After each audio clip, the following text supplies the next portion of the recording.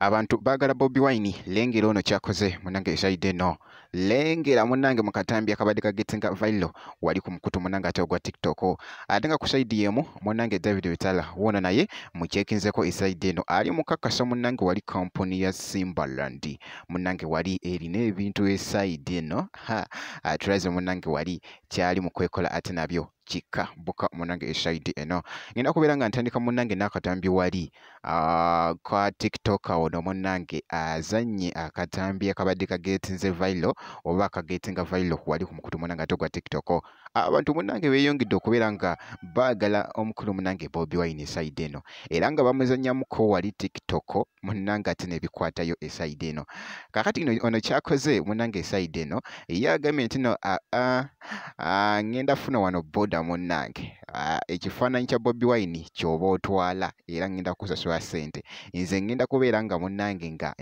nviirako mabega nga nzulukira mabega naye ng'ekifaananyi munange ate kyekitudde munange ate mu kifo kaniyo imagine mukatambi bibino ate ndyoke nkomewo ate n'omuyimbi David Witala side eno. Let's watch this video. Kasongo yeye Mombali nanga Kasongo mbona wewo Songa libala Ungo yeye Kasongo mbona wewo Mombali nanga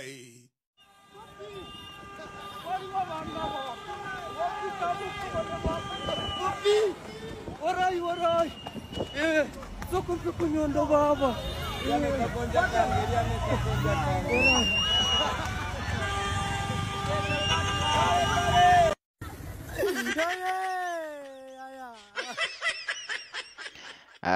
naye nga munange bwekyo munange ate ekitambudde kugambye nti nno akatambi katwedinze nnyo wali ku mukutu munange ate ogwa TikTok era nga bw'okalabyawo munange mwana mulenzi ono taggwayo esaidi eyo naye ng'osobola omukyekingako vidiyo aziteekayo wali ku TikTok munange ate kibeera kitambuya ddala bulungi nnyo kati kankuggyeyoko ate nkutegeezeko esaidi eno kakati nno David Witala munange woono ali mukakasa kampuni munange ate ya Simbaland etunda ebintu bingi munange side eno byabadde atulagakoko wali ebimu atulazekoko wali nga kopiki munange nkagenda givuga bitya wali wonna kibadde kiriya nnyo era nga bw'ogirabawo piki kakati no nakwata munange ate n'ekintu eno side kyabadde akutte wano mu ngalo munange kyabadde atulaga biriwa byabadde agamba side eno kansooke nkuwa akatambi kano ate ndyoke nkomewo.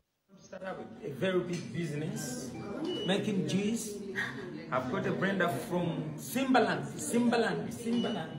Thank you so much. Yes. Simbaland. It's a blender, commercial blender. Yeah. So good, so good. If you want to start up a business, so you should use a blender from Simbaland. It's so nice, authentic. Should use it. Simbaland. Yes. I want to start up a very big business making juice. I've got a blender from Simbaland. Thank you so much. Yes. Simbaland. It's a blender, commercial blender. Yeah. So good, so good. If you want to start up a business, so you should use a blender from Simbaland. It's so nice, authentic. Should use it. Simbaland. Yes.